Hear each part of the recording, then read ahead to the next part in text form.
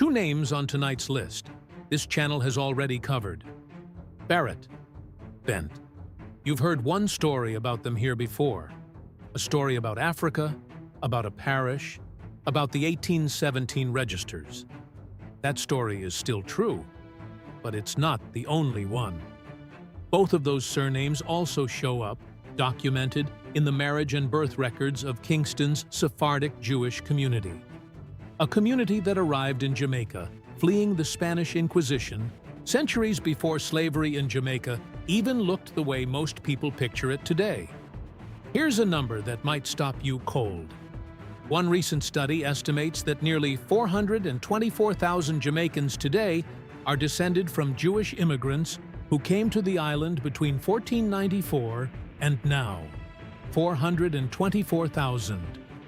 For context, at the height of the openly practicing Jewish community in 1881, there were only around 2,500 Jews on the entire island, out of a white population of just under 14,000.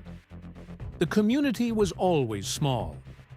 The bloodline it left behind was not. Most of the people carrying that bloodline today have no idea. Some of them are walking around with a surname that sounds as plain in English as it's possible for a name to sound. Bent, Barrett, Sangster, never once suspecting that somewhere behind it sits a family that once had to pray in secret on a sand-covered floor because saying the wrong prayer out loud could get them killed. 15 surnames tonight, some hiding in plain sight. Here's what most people never got told. Starting in the 1500s, Jewish families fled Spain and Portugal to escape the Inquisition, and many came to Jamaica while it was still a Spanish colony, practicing their faith in complete secrecy, as what history calls conversos, forced converts who kept their real religion hidden behind Catholic baptism. To avoid drawing attention, many of them didn't even call themselves Jewish or Spanish in public. They called themselves Portuguese, a quieter word that raised fewer questions. When the English captured the island in 1655, those hidden families finally surfaced. Synagogues went up in Kingston, Spanish Town, Montego Bay, and Falmouth. By 1700, Jews made up a tiny fraction of Jamaica's population, but paid the bulk of its taxes. They controlled the sugar and vanilla trade, and for much of the 18th century, ran a large share of the island's entire foreign and intercolonial commerce. In 1849, 8 of the 47 members of Jamaica's House of Assembly were Jewish, and the House itself adjourned for Yom Kippur, a Jewish holy day shaping the calendar of a British colonial government. Now, before we go further, let's deal with the objection some of you are already forming. Having a surname that shows up in a Sephardic Jewish record doesn't automatically prove Jewish ancestry for every single person who carries it today. Genealogists who specialize in this exact question warn against that leap constantly. A name can appear in a Jewish community's records and still be carried by plenty of people with no connection to that community at all, because the same surnames were common among non-Jewish families too, and because freed enslaved people sometimes took the surname of whichever family happened to sponsor or employ them, Jewish or not. What we can tell you, honestly, is this. Every name on tonight's list is documented specifically inside Jamaica's Jewish community records. Marriages, births, estate ownership, real people, real dates. Whether that's your personal family's story is something only your own research can confirm. We're not here to tell you what to believe. We're here to show you what the paper actually says and let you decide what to do with it. Drop your surname and parish below. If your family has any oral history about Portuguese, Spanish, or Jewish ancestry, even a rumor, even something an older relative mentioned once and never explained, tell us. That kind of half-remembered detail is exactly how families end up confirming stories like this. Subscribe if this is new to you. New records, new surnames, every week. One more thing before we start. If you want more than just a mention in this video, the first pinned link below leads to our surname research tool. You type in your last name, and it puts together a full, detailed PDF report on what the historical record actually shows about it. It's free, it takes a couple of minutes, and every report generated genuinely helps support this channel. Go ahead and open it now, and keep listening. Number 15. Isaacs. Isaacs is about as common a name in the English-speaking world as they come, but it's also documented specifically among Jamaica's Jewish families, listed among the surnames associated with the island's Sephardic and later Ashkenazi communities. On its own, a name this common isn't proof of anything. Documented in this specific context, alongside a family's own oral history, it's a real thread worth pulling. Number 14. Alexander. Alexander shows up in the same documented lists, a name with Greek and biblical roots that spread everywhere, but that specifically appears in the historical record of Jamaica's Jewish population.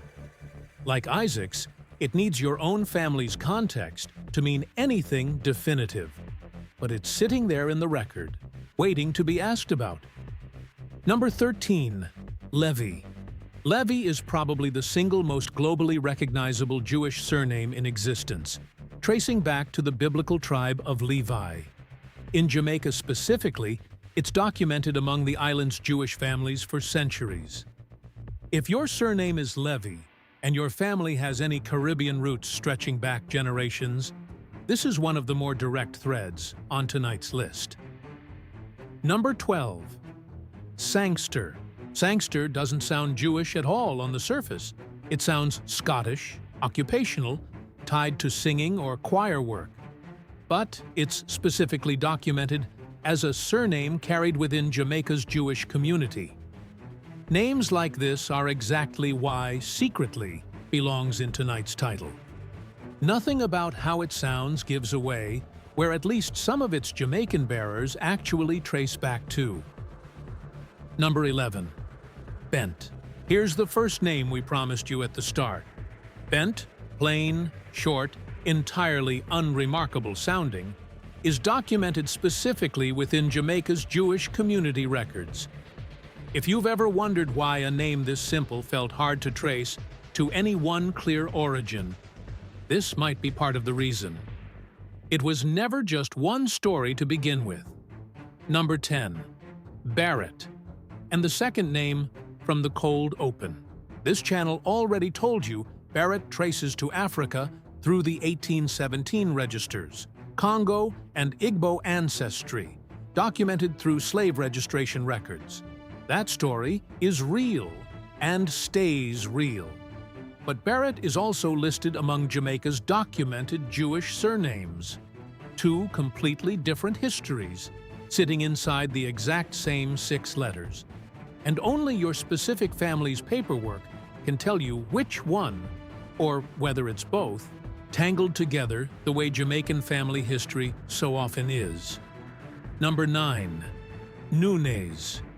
Nunes is a patronymic Portuguese Jewish surname, meaning roughly son of Nuno, and it shows up repeatedly in Kingston's Sephardic marriage records throughout the 1800s. Esther A.J. Nunes marrying into the de Cordova family in 1824 is just one of dozens of entries carrying this name in the surviving registers. Number 8. Vaz. Vaz is one of the oldest and most consistently documented Sephardic surnames across the entire Jewish diaspora, appearing not just in Jamaica, but in Sephardic communities from Amsterdam to Curaçao to London. In Jamaica specifically, Vaz families appear repeatedly in the Kingston synagogue's marriage and birth registers across multiple generations. Number 7. Depas. Depas shows up across decades of Jamaica's Sephardic records. Isaac Garcia. Depass marrying into the Hart family in 1824, Abner Depass marrying in 1859, Abraham Depass in 1863. 3 generations of the same family, each one leaving a paper trail in the exact same set of registers. Number 6. Delgado. Delgado is a Portuguese Jewish surname meaning thin or slender. Originally, a physical description, the same way half the surnames this channel has ever covered started out. In Jamaica, the Delgado family's documented history stretches from George Delgado marrying in 1829 through Osmond Isaac Delgado decades later, a name that stayed consistently present in Kingston's Jewish community across the entire 19th century. Number 5. Da Costa. Da Costa means from the coast in Portuguese, and it's one of the most thoroughly documented Sephardic families in Jamaican history. The marriage and birth registers list dozens of Da Costa entries spanning from the 1820s through the 1880s, generation after generation baptizing children and marrying within the same tight-knit Kingston community. Moses A.P. Da Costa marrying Esther Isaac Ferreira in 1826. Solomon Myers Da Costa marrying decades later in 1859. The same handful of intertwined families appearing and reappearing across 60 years of paper. Before we get to the biggest names on tonight's list, one detail that says more about this community than almost anything else. The synagogue in Kingston still has sand covering the floor. Not carpet, not tile, sand, exactly the way it's been for generations, replaced roughly every 10 years as it gets dirty and blows away in the wind. It's a Sephardic tradition that traces directly back to the Inquisition itself. Sand on the floor muffled the sound of footsteps during secret prayer gatherings, back when being heard could get an entire family killed. Centuries later, in a country nowhere near Spain or Portugal, with the danger long gone, the sand is still there. Nobody making the decision to replace it every decade is doing it out of necessity anymore. They're doing it because that's simply what has always been done. A physical memory of hiding, kept alive long after the reason for hiding disappeared. And it's worth knowing this community's reach went further than surnames alone. George Steeble, widely recognized as Jamaica's first black millionaire, was the son of a Jewish father. His wealth eventually built Devon House, one of the most recognizable landmarks in Kingston today. The lines between Jamaica's Jewish families and its black families were never as separate as the records alone might suggest. Number 4. Matalon. The Matalon family became one of the most economically influential Jewish families in modern Jamaica, active for generations in business and industry across the island. Unlike most names on tonight's list, Matalon's Jewish identity was never particularly hidden. It's a name still directly associated with prominent Jamaican business today, a living thread rather than just a historical one. Number 3. Henriquez. Henriquez is one of the oldest and most prominent Sephardic family names in Jamaica, documented since the earliest years of the English colonial period. The family's presence continues directly into the present day. Ainsley Cohen Henriquez has served as a leading voice of Jamaica's modern Jewish community for decades. And the current rabbi of Kingston Synagogue, David Stephen Cohen Henriquez, carries the same name. He said publicly that he taught himself to read Hebrew because, in his own words, somebody had to step up for the community. This isn't a name that only exists in an 18th century ledger. It's leading Friday night services in Kingston right now. Number 2. De Cordova. Jacob de Cordova was born in Jamaica in 1808 to British Jews of Sephardic descent, and after his mother died in childbirth, he was raised by an aunt in England before returning to Jamaica at 26. In 1834, he and his brother founded a newspaper that is still published today. under the same name, nearly 2 centuries later, the Jamaica Gleaner, the island's oldest operating newspaper. De Cordova didn't stop there. He eventually moved to Texas, where he was elected to the Texas House of Representatives, carrying the name of a family that had once hidden its faith behind a false nationality all the way into American political office. A man descended from people who couldn't safely say their own religion out loud ended up founding the paper of record for an entire country. Number 1. Lindo. The Lindo family was, by far, the wealthiest and most powerful Sephardic Jewish family in Jamaican history. Alexander Lindo was owed £560,000 by the French government itself before his death in 1812, a debt so large it would be worth many millions today. His son, Abraham Alexander Lindo, inherited the family's commercial empire, trading vessels moving between Kingston and the wider Caribbean, plantations including Greenwich Park, the first steam-powered plantation on the island. In 1805, Abraham subdivided a property called Kingston Pen into small lots, forming a mixed-race working-class township that came to be known as Lindo's Town, land that today makes up part of Trenchtown, one of the most culturally significant neighborhoods in all of Jamaica, birthplace of reggae itself. And here's the part that makes this the most complicated name on tonight's entire list. The Lindo family, descended from people who had fled religious persecution and death themselves, were also, documented and undeniable, slaveholders. When abolition came, the family lost heavily on their investment in human beings, recorded as a financial loss, in the same ledgers this entire channel is built on. A family that ran from being hunted ended up, generations later, on the other side of Jamaica's plantation system entirely. And the same family's name, through Lindo's Town, is quietly folded into the birthplace of the music that would eventually tell the story of the very system they profited from. Here's what tonight's list really proves. Jamaica's history was never just enslaver and enslaved, never just African and English.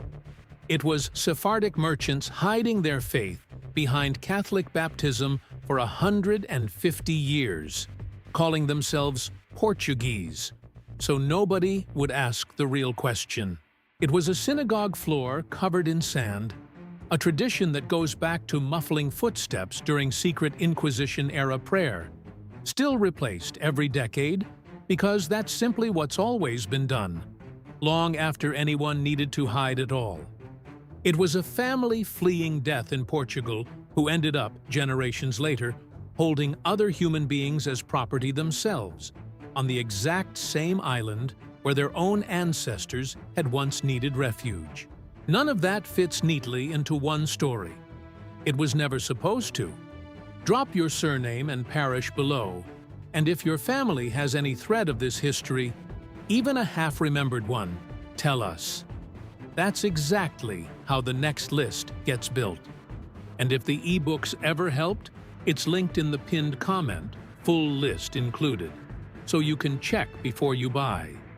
Somewhere in your family's paperwork, there might be 2 stories instead of one, running side by side, neither one canceling the other out. Both of them are still yours, either way.